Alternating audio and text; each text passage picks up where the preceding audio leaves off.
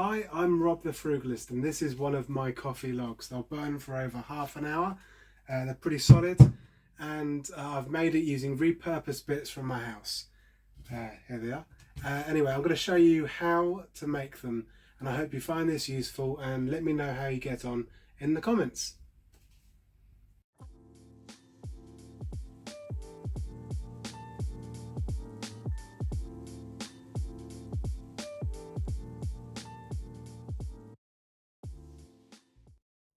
Okay, here it is, the coffee log. It's basically paper, sawdust and coffee grounds, and this one is one I've made earlier. It's quite dry and that will burn for quite some time, but you probably need to create your own kind of mould for this.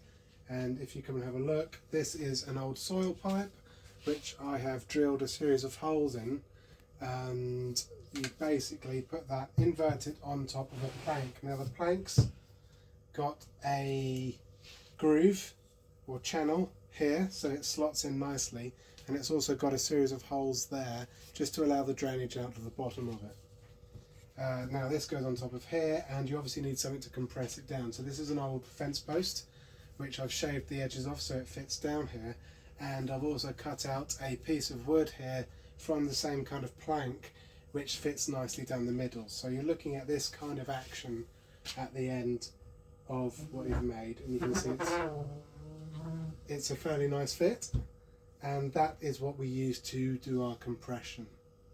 Okay, and this bit here is for lifting it up at the end, so it just loosens things too. Stage one is the pulp.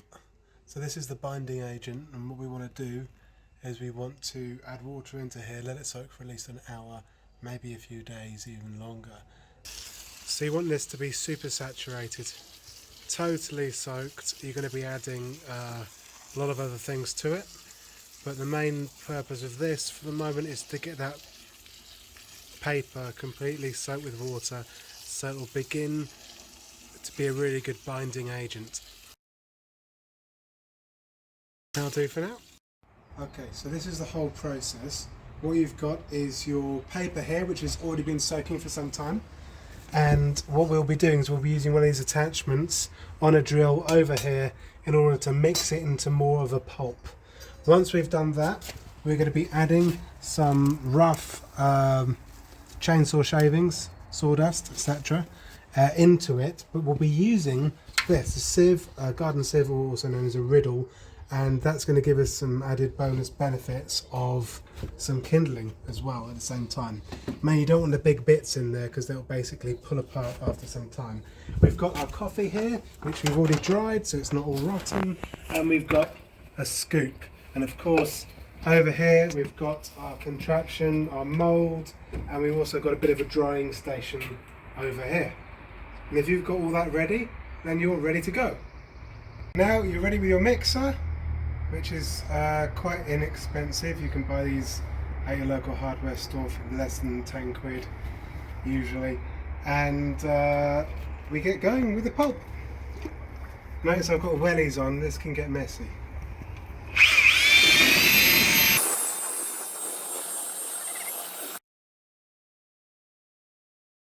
Lovely. So if you look into that now, it's a little bit more milky.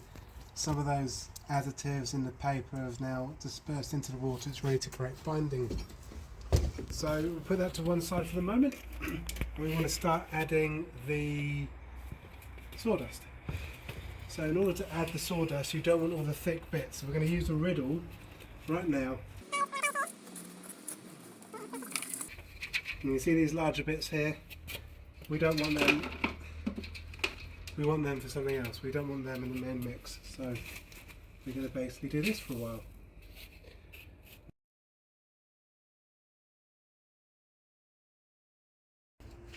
And here we go, some outstanding pieces of kindling. That'll be really good for starting your fire up.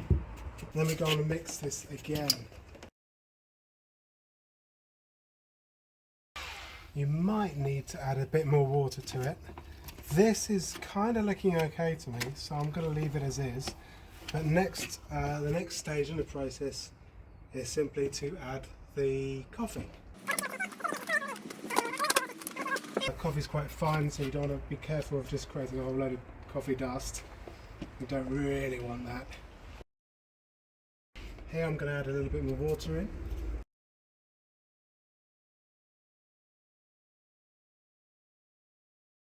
This will need to soak for about an hour and then it's ready to go. You just want the wood just to bring in all of that binding agent and everything and just soak it all up so it will just set properly rather than just fall apart.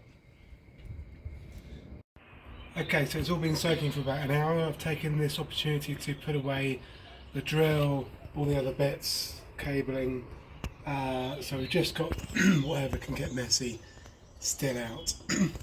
And this is the process, simple as this. So you've got a scoop. Let's fill this up. Now the reason why this is in the bucket is to stop the mess, because it will get pretty messy with all the waste water. But I fill this up to the levels, and I think that will probably do. First one's ready. Okay, so I've poured enough in, I hope, let's see. And this one goes in here. And you let the weight of it come through, and if you watch down in there, can you see all the liquid leaving? And you'll put your whole weight on it.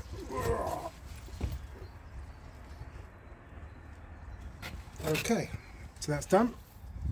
And then you pick it up like this, and ta-da! There's our first one. Job done. Is it big enough? It is almost big enough.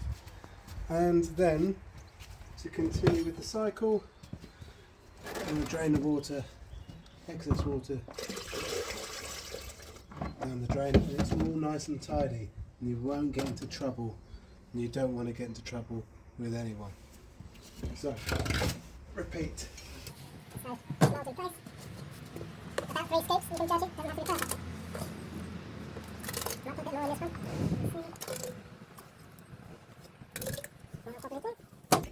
Mold in. In. And satisfying amount run out.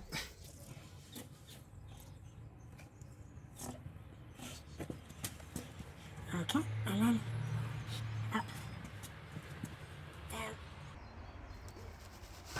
There we are. 2. And you keep going until you run out of stuff.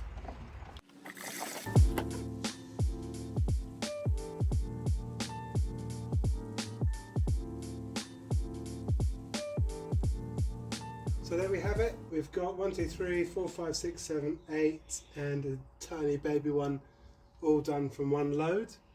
And give it a few weeks in a dry place. It'll turn into something like this, which is quite hard.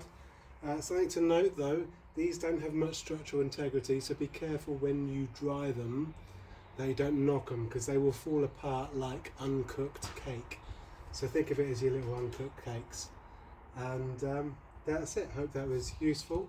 In another video we'll show you how well it burns. Last but not least, the drying.